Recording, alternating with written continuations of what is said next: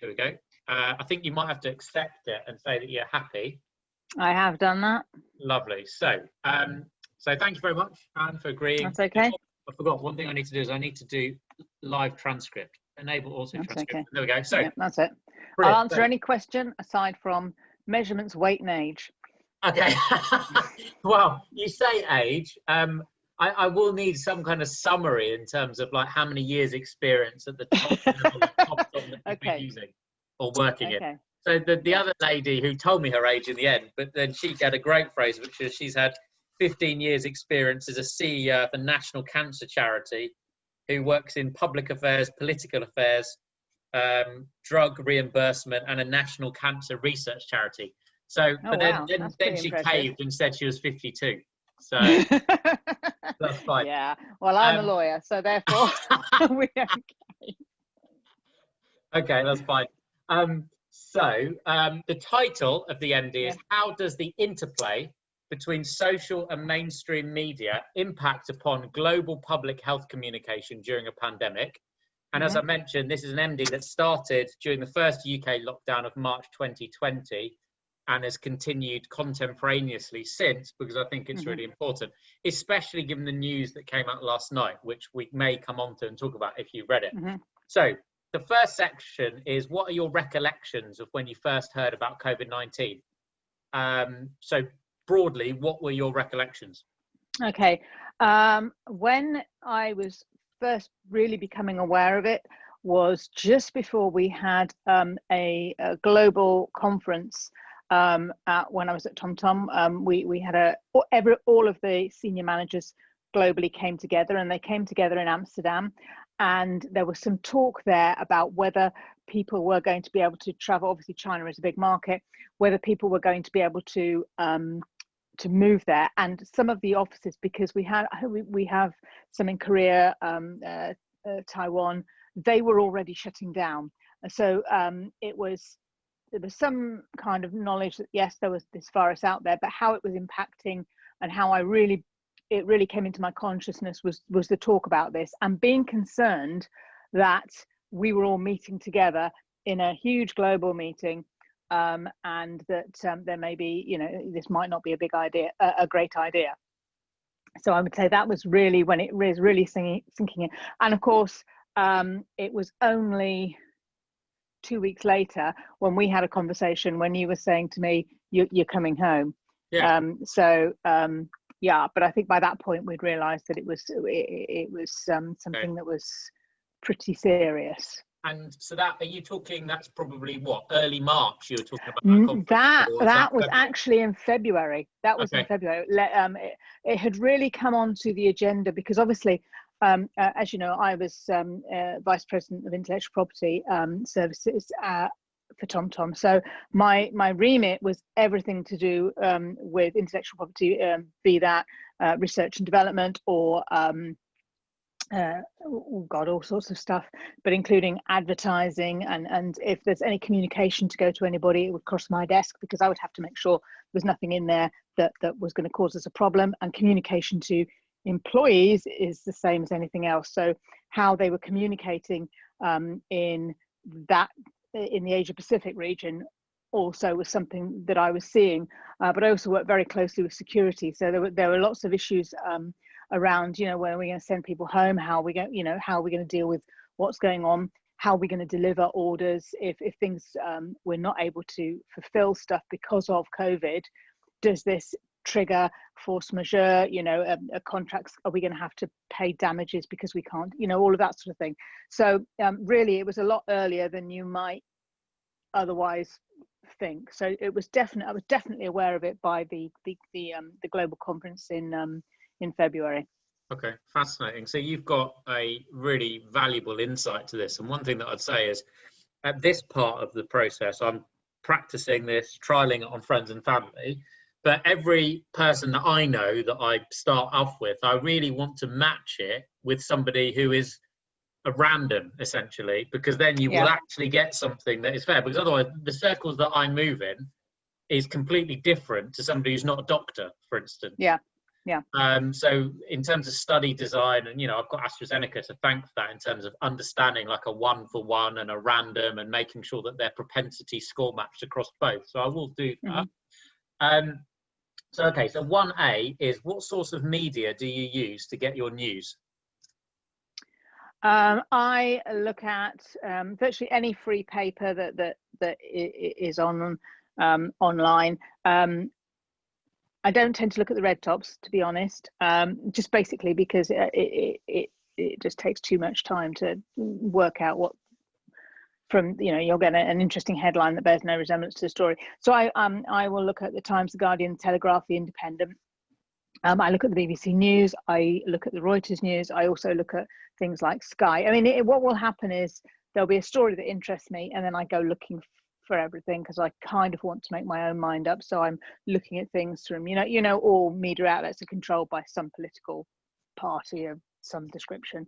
So I try to look across and see if I can get a balanced view of what's going on, which isn't always possible, but Do you think that's common in terms of, do you think a lot of people do that?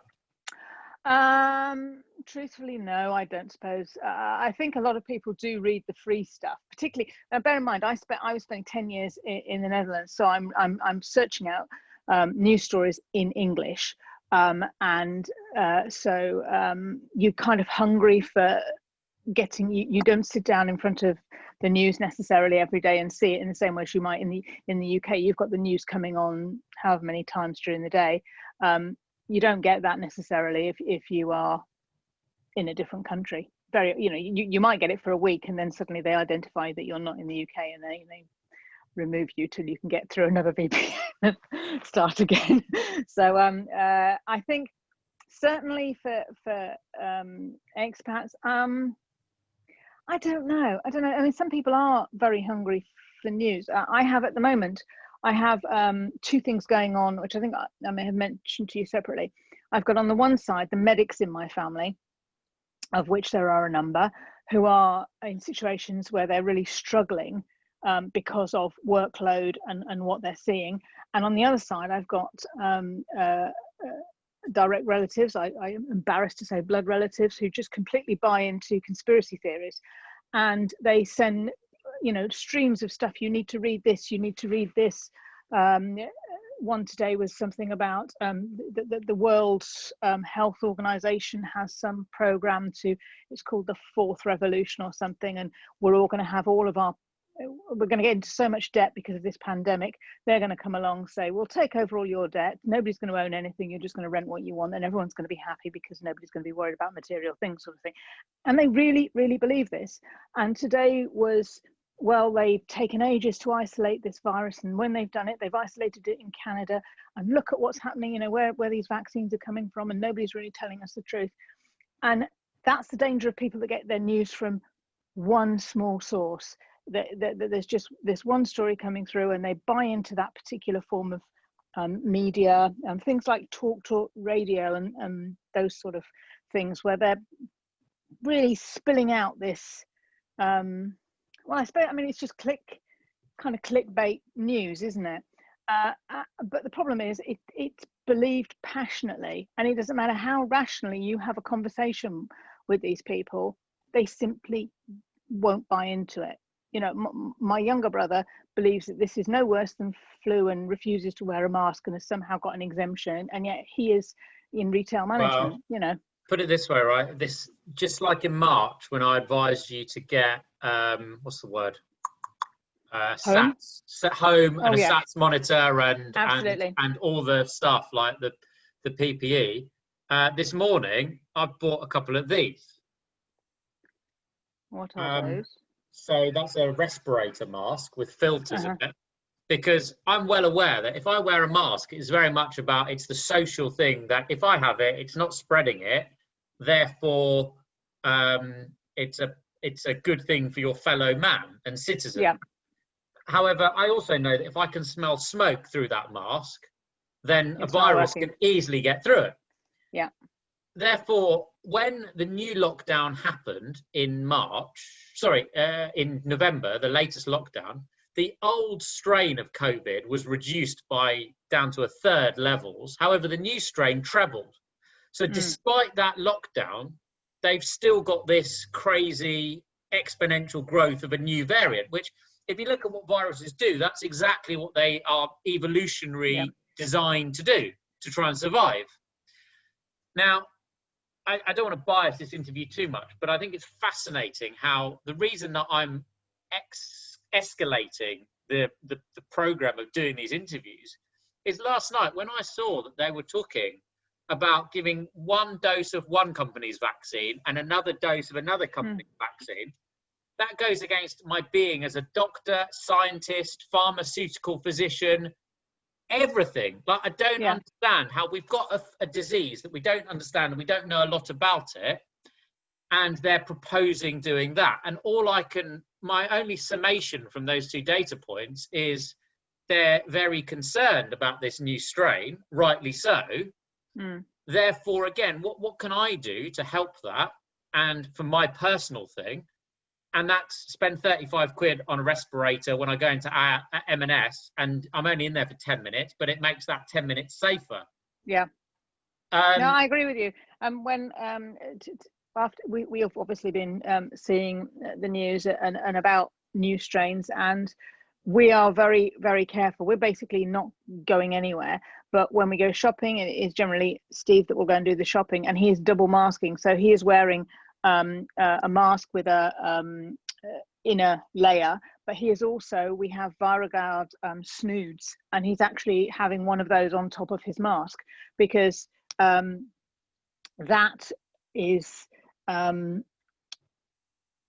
it's like extra protection, if you like. No, I mean, obviously we know we don't have it, but we don't want it, and it's and we have my aunt who's in her 80s and a diabetic and not in good health, and we also don't want to bring that home there. So it's. I think that's very sensible, and I think we'll come into it. Rather than having a chat, I'm going to stick this. But hold on. So, when you first heard China was affected, how did that news make you feel? You've talked about a little bit, and that was more from a work situation. Yeah. Did you do anything personally different apart from come home? Well, aside from immediately get some, get the kit and start to wear antiviral snood thing. Did we do any personal? Well, we have. I mean, if you come to our house, we have more anti-bac stations around the house than possibly. Not picking up the mail straight away. Perhaps that's an example, or packages and things like that. We did start to treat things a bit more differently as they came into the house. We didn't go so far as to not touch our shopping for 72 hours, but yeah, washing hands we did definitely. It down? Did you wipe the shopping down? No, we unpacked it and then we washed our hands. Okay. We didn't do that. Not allowing people to touch our dogs. That's a one when we're out, because dog walkers and things are very, they like to play. And also, although it was really difficult, not touching other people's dogs. I think that's been and you know me well enough to know what hell that is, because if I see something big and fluffy, that's me wanting to get all over it. But not doing that, I'd say that those are probably some of the. That's interesting. And I mean, did any of those behavioural changes come from sort of official government communications to you, or was it from your kind of news diet? I think it's a combination of both. I don't remember anybody saying don't touch dogs, but it just seemed to me quite sensible if things live in people's houses and they're breathing and talking around. Some of it I would have said probably did come from communication, but the problem was that there were so many mixed messages at the time. I mean, if you think back to March, when they started communicating, first of all, kids didn't get it, and then it was something that you had. There was no. One of my biggest bugbears about this whole thing is that in one way they dumbed down the information so that the lowest educational sector would potentially understand, but I don't think they actually gave enough information. They weren't clear enough, other than there's this scary virus, and loads of people are going to die if you don't behave yourself. Whereas in other places I'd seen really good things like videos that explained how this virus actually affected people, and to really get people to understand just what this thing can do to you and your loved ones. And I think that should have been rolled out in schools. Kids should have been made to understand that, you know, this is something really not great, because there was something wrong with the community that, you know, total, whether they didn't understand or not. I mean, I really doubt. I think there seems to have been enough information actually coming from China. China seems to have been quite good at giving information about it. Okay, not about necessarily how it started and you know, the deep down core stuff, but about how it behaves afterwards. Yeah. And there was enough sort of video reporting and what have you to see what they were doing and how worried they were about people spreading this and catching this, for us to take it a lot more seriously than we appeared to at the start. So it, you know, it was quite difficult. What really is important for me to be doing, and what, you know. I mean, I think there was a lot of problems as well in terms of, you say we should be educating school children about it, but a lot of schools, I know some teachers, and they were getting stuff from on high that was saying, you teacher can't wear a mask, it's going to scare the children. Yeah, but my sister had that in, you know, she leads a clinic in Boston, in Lincolnshire, and she was told that by a manager above her, saying they don't want people wearing masks when they're coming into the A&E unit because it scares people. Yeah, but I've had doctors working in A&E with their own respirator masks, like the one that I bought, and I'm going to start wearing now. And managers said, take it off. And the doctor said, do you want me to work here or not? Because if you want me to work here, I'm wearing it. Yeah. So yeah, I just think it's been pretty bad in that regard. I think we've covered all of them, because D is, did you change any behaviours? 1E is, how did your views vary as compared with your friends and family, which I think we've covered. But so number 2 is origins, which you started touching on. What is your awareness on theories as to how COVID-19 came into existence? The one that I lend to having more credence, if you like, the one that I think is the most I don't know, believable, is that you know, that there was a couple of years ago, one of the universities in China was trying to recruit people to go and work on studying a new SARS virus, and they were searching around, you know, to get people to come in for that. And then recently, all of that was taken down from the website. It was found by an American who lives in China, who is able to completely, you know, read Chinese and got hold of this stuff. What I think is that they were studying something, and something has happened. I don't believe that there's anything malicious in this. I don't think that anybody's done it, but I do think that this has come, you know, this isn't somebody just playing with a bat in a cave. I think that it was a few stages more than that, and that it then got out, or something happened, and it spread. So I don't think it's malicious. I don't see it as being some kind of weapon to get people injected with vaccines with chips in them or whatever else. Yeah.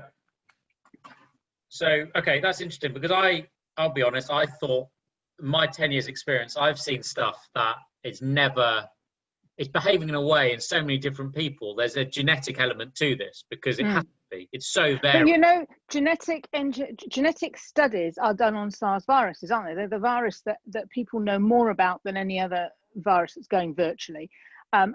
So that's a known thing. So somebody, you know, if you have them in this lab in China and they are working on this virus to find out more about that particular strain or what have you, or they're actually one stage more from that and they're growing something, or they're mutating something. I mean, that's all perfectly legitimate research. But if it gets out, if something gets out, then, you know, but how a virus would behave in the wild, that's not something that well, we're finding out now. We're finding out now whether it's naturally occurring or made in a lab. regardless, we are now finding out how it's behaving in the world. Yeah. And I read, this is the one that I sent you a photo of, that spillover one. Yeah, I've ordered it. It's amazing. So I don't read, I don't read because it takes too long. I've already got to page 88 and I've only had it since the 29th of December. So, but this one is saying how Ebola, so way before you've got biosecure labs like in Wuhan, where they are doing stuff on coronaviruses to use it as a vector for gene therapy, where you change a genetic portion and then you basically infect people with that deliberately. Way before that, and that was even a thing, and before that was happening, this tells you more about the rudimentary ways that things used to be studied in terms of viruses. And that was deliberately infecting guinea pigs with blood to see whether they would come down with a virus, because there was a problem transporting samples from sub-Saharan Africa in a refrigerated way to get to a lab in the West where you can grow something. So I think it is fascinating, but I also think that it is very interesting that at the beginning of this, I think we might have spoken about this, I can't remember, but at the beginning of this, there was an ex-MI5 bod who said something along the lines of, he did a Royal Society of Medicine talk that I've recorded and I've got video of. He looks incredibly uncomfortable, and he's a guy that's saying, like, you guys as the medical leaders, you are to shut down any talk about this is found in a lab. It didn't. It's a bat, it's in a wet market. Don't consider or entertain anything else. Then 6 weeks later, Richard Dearlove, or Glove, I don't know his name, but ex-Director General of MI6 comes out and said he's actually seen evidence to suggest that this is a thing, as in a lab, and it's a little bit untoward. Now, when you have that level of misinformation, because one has got to be right and one has got to be wrong. I don't know which one, and I'm knowledgeable about this because I read about it. But what impact do you think? Obviously, those communications, only the MI6 one went out in the Financial Times to the public audience. But when you have different messages coming from different people to different groups, and if you have no medical background or training, and you don't have medical background or training, to be fair, what do you think about that? This is the problem, isn't it? It's which sources you go for. I don't have any medical background, but I base my kind of assumptions on what's happened on the fact that I am aware that the modern sort of state-of-the-art way that you're looking at things like cancers is to see how you can use the efficiency of things like viruses to help, to target this sort of stuff. So for me, I don't feel it's beyond the realms of possibility that somebody is doing something like that. And just imagine the value of a drug that you can come up with, better than anybody, that would be able to be genetic, completely targeted. It's the medicine of the future. Okay, what's wrong with you? Okay, right, we have this virus, if you like, and we put in whatever we need to put in, and bang, it goes into your system, and it will kill or destroy or whatever. So, I mean, that seems plausible to me that somebody could be working on something like that, and that something has gone wrong somewhere. Somebody's and if you look at how infectious this turned out to be, that going wrong wouldn't have had to have been anything pretty major. He could have just spilt something on his or her hands, or just something that they may not have appreciated would be as catastrophic as 100% agree. 100% agree. And it's certainly it's more the response afterwards in terms of So Dr. Li Wenlian, who was a 33-year-old doctor who went to medical school in the same year that I did, he was the same age as me, 2004. He sent a WhatsApp message to his friends and family saying, please treat this information as confidential. But he did exactly the same thing that I did to my friends and family. Yeah. But he did it 3 months before because he was at the epicenter of this. And he gets charged with spreading misinformation to cause public disorder. And there's also a journalist out there who's been shut down, and she's been locked up for 4 years now. So yeah, I can't remember why I said that, but what was the bit? He died. He's the one that died, didn't he? And then there's a statue up to him and all this sort of business. But I mean, it is difficult. The stuff that my cousin comes out with about, this is a whole conspiracy by the World Health Organization, and all these governments are involved. And I'll say, but Mel, do you really believe that the World Health Organization could get absolutely every government in the world to agree that they're going to behave like this in order to destroy their own economies and to to get people into that level of poverty so that they can control them further? Do you really believe that this is the case? And she absolutely does. And that's come from somewhere.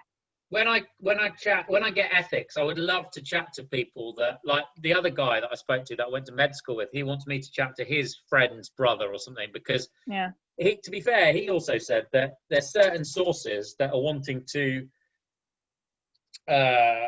propagate a counter narrative, and experts that in virology, but they've been sidelined by shills that will basically just toe the party line. Now, I don't think that is a malicious thing. I think that is just a function of poor governance and leaders. You get the leaders you deserve, and we've got a political class at the moment that is completely inept.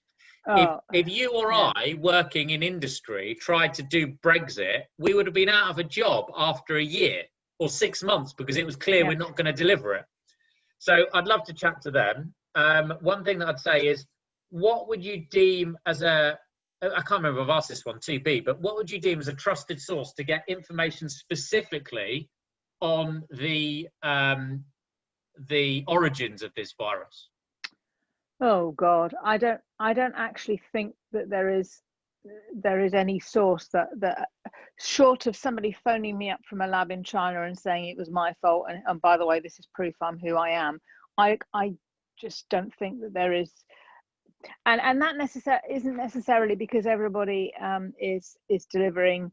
It's just everybody has their own interpretation or an agenda, and everything you hear is from somebody's personal interpretation of what's gone on or hasn't. And there just doesn't seem to be anything that's factual that you can really nail to a wall and say, yes, this is what happened, because I just don't think that information is out there. So that's really good. Nobody said that before, so that's interesting. Thank you. That's good.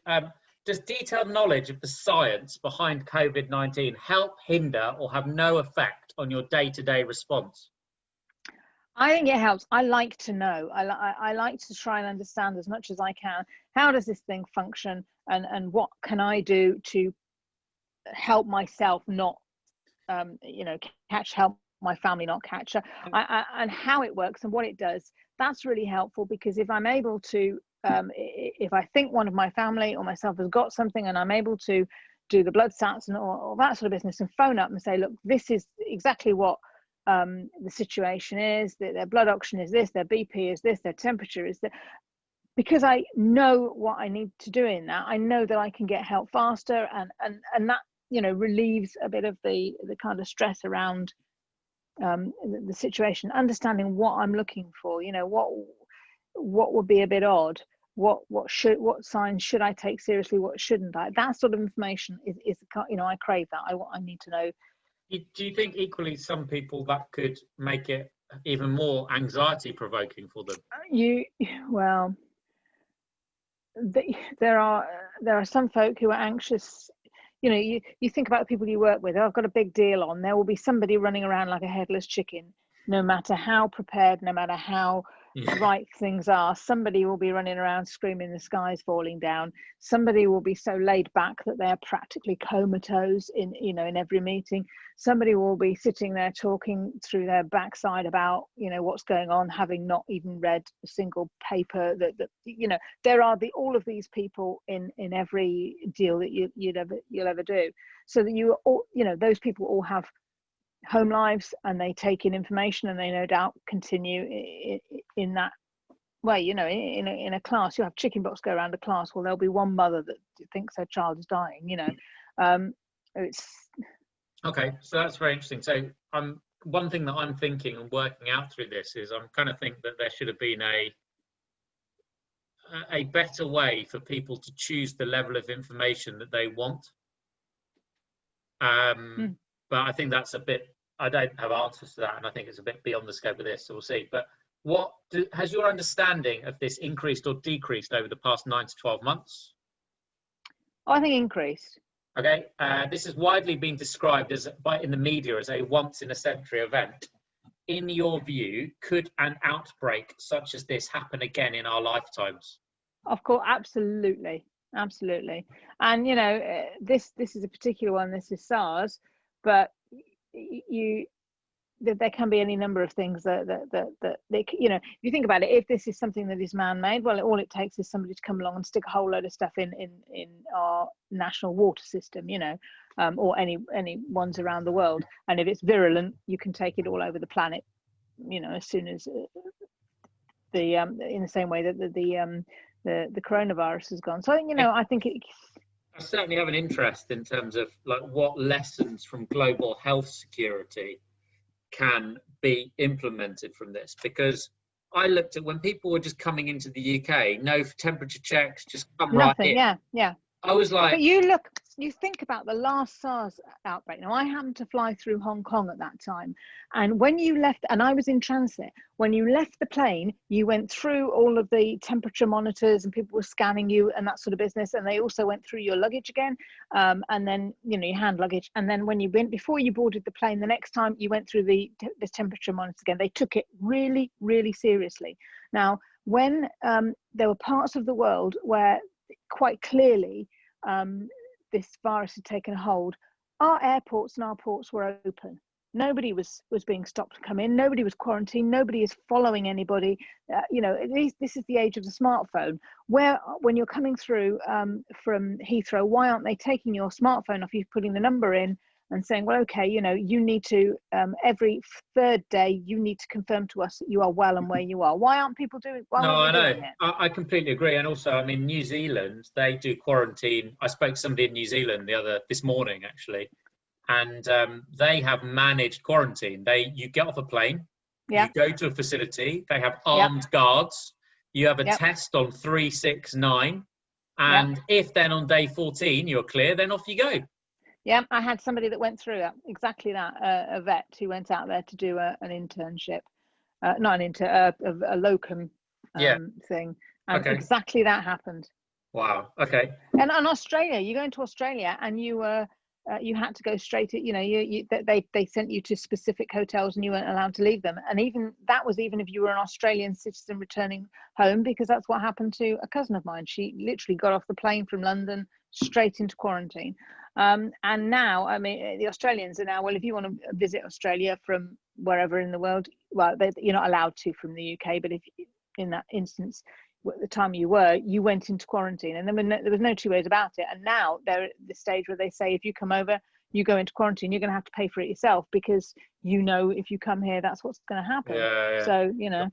Okay. So, I mean, interestingly, Jeremy Hunt wanted to take a more SARS Asian approach to this, where you're quarantining, taking it seriously, smartphones, apps, and it does make you wonder. Like, I find it quite nauseating, the fact that he's coming out like some kind of angel for the NHS now, and in his position as chair of the Commons Select Committee on Health, where he's coming out and saying stuff like, oh, I think Matt Hancock is making a terrible disaster move here, this is dangerous. It does make you think, would he have done anything different if he had won the leadership?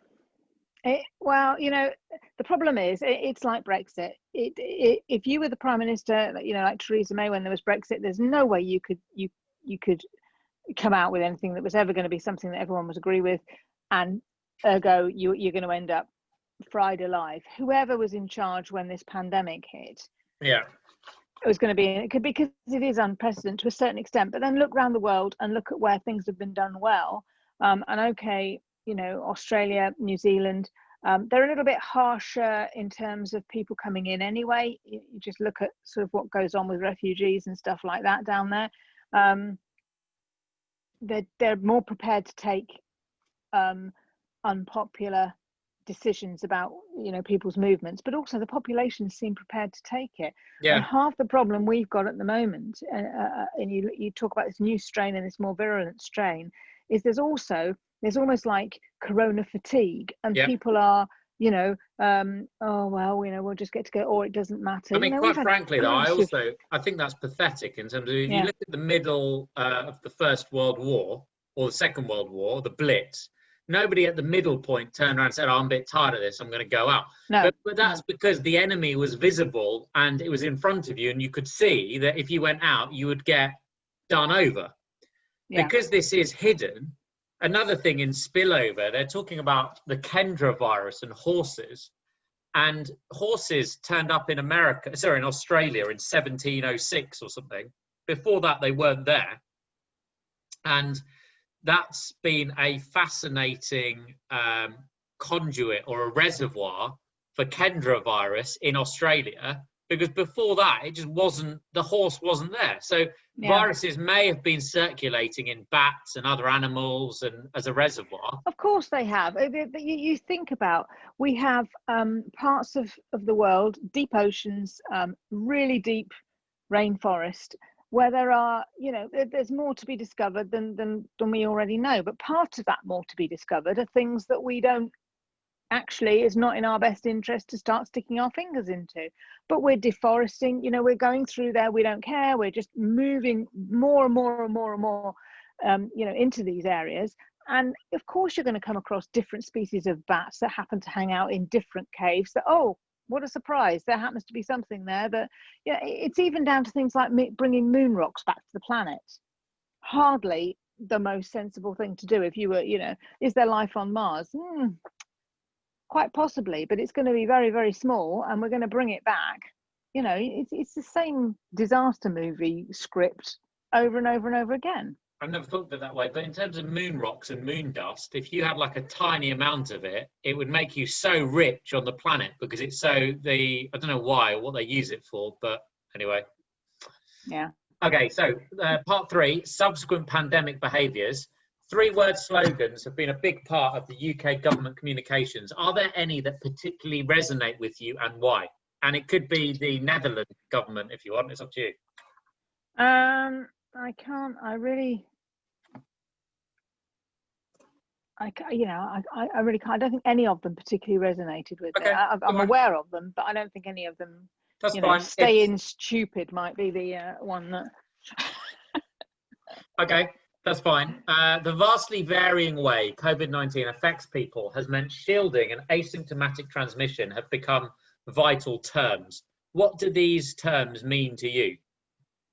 What does shielding mean to me? Well, that is keeping somebody away from any potential source of infection. So basically making sure that you don't take the virus to them. So making sure that their shopping is clean. When you deliver stuff to them, it's clean, or whatever they need is has been wiped down or what have you. Not letting people actually be in the same room as them, breathing the same that sort of stuff. And what was the asymptomatic transmission? Well, those are those folk that just wander around looking like they're completely normal whilst breathing out copious amounts of virus. Okay, so it's interesting you say copious amounts. I thought that as well.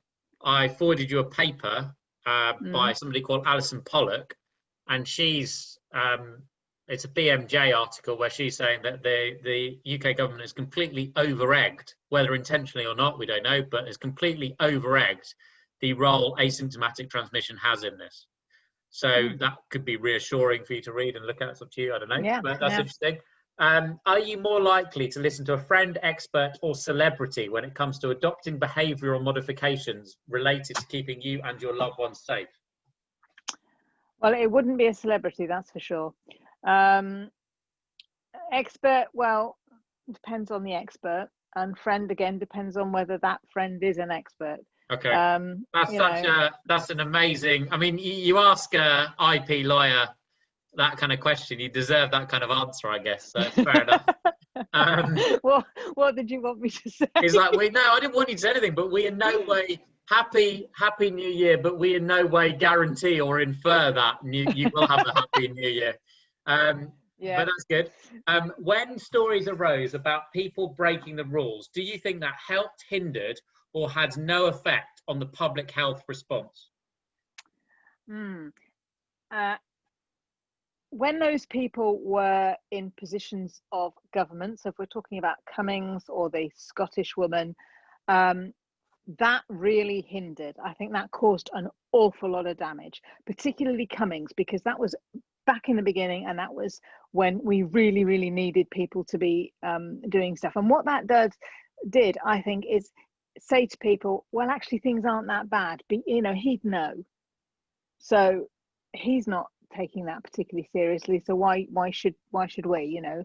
Do you not think it was amazing though, in terms of how they did that Rose Garden press conference, where he was just like, that made it work? I don't think it was. I mean, he was not an elected member of Parliament, and there's no reason why he should have that whole Rose Garden thing. And all it did was made him look like a complete wazzock. It really, I mean, it really did. I don't think it changed anything. He also re-edited a blog post after the fact to say that he warned about this in the first place. Yeah, well, I think he did an awful lot of damage. I really, really do.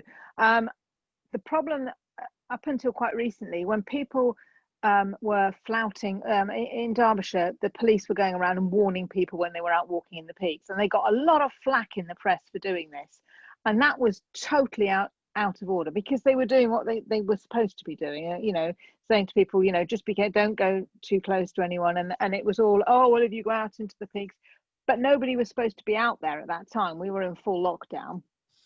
So I think that was incredibly damaging, because it, again, mixed messages. The press on the whole have been so monumentally what's the word I'm thinking of, cavalier, if you like, in their treatment of news relating to this virus. The government at the beginning, when they were trying to get across messages, you had the BBC completely undermining. They were saying, you know, well, this is really confusing. And instead of the BBC sitting down with someone and saying, well, what exactly do you mean? And then saying, this is what it means, they just sat there going, oh, this is all horrifically confusing and we don't understand, you know. And they are a medium that was supposed to be getting news out to people, and at a time when you've got like a national crisis and you cannot rely on your national broadcasting to actually help clarify messages instead of constantly attacking the messenger, that I thought was really, really unhelpful. Okay, thank you. That's very good, because there's a lot of variance in terms of people asking that. Some people that I speak to love the BBC and they trust the messages that they get. Other people like you have said that. So at least I'm getting reassurance that I'm asking a good spread of, I've got variable friends basically, which is good. Finally, for this bit, and then we end on a have I got news for you style picture round. Are there any words or phrases that spring to mind about 2020 and the COVID-19 pandemic as a whole? Well, I love the skit about the devil being matched with 2020 on Tinder. I think that's quite. I hadn't heard of that one. Quite cool. God, I think it's just been, in some ways, it's weird, isn't it? It's been one of the most eventful years in terms of what's happened, and yet it's gone so fast. Yeah. Well, I agree. It's gone really quickly. It's gone quicker than ever. But okay, so I love that devil being matched with Tinder. We will capture that and we'll write that up. That's fine. Do you know who this guy is? And if you do, what's his job? Is he the chief medical officer or some? Yeah, he's one of the deputy chief medical officers. Yes. Yeah. Do you know his name? Is it Chris somebody? No, Jonathan Van Tam. The other one is Chris. Chris Whitty. He's his deputy. This is the guy who actually said he got retired during the Cummings debacle, when he goes, in his mind, the views are clear, they are for everybody, and they are very simple. And then after that, he didn't appear. Oh, shit, I've got to go. The next one's at 7:30, so let's do this quickly. Who's that? I can't see the picture. Oh, yeah, I know who. She is the... I can hear her speaking. She's a doctor, isn't she? Yeah. Jenny Harries, again, Deputy Chief Medical Officer. Yeah. And then, hold on, let's go to the next one. Where is it? Hold on. Oh, there we go. Fine. So, who's that? Same picture. Oh God.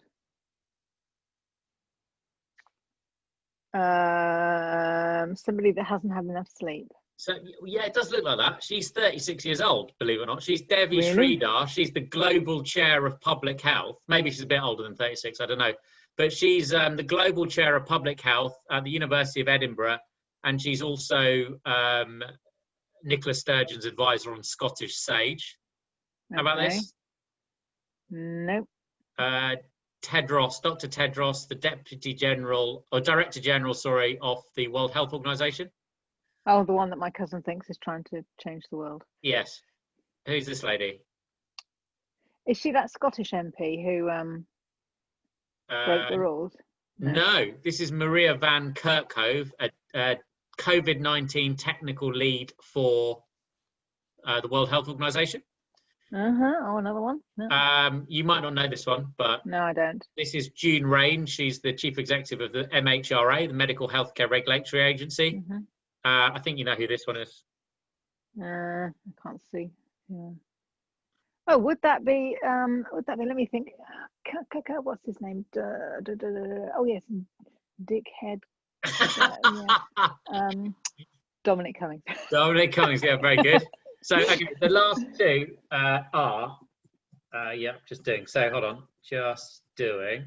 So the last two are when we got locked down in March. Can you remember what the messaging was on this?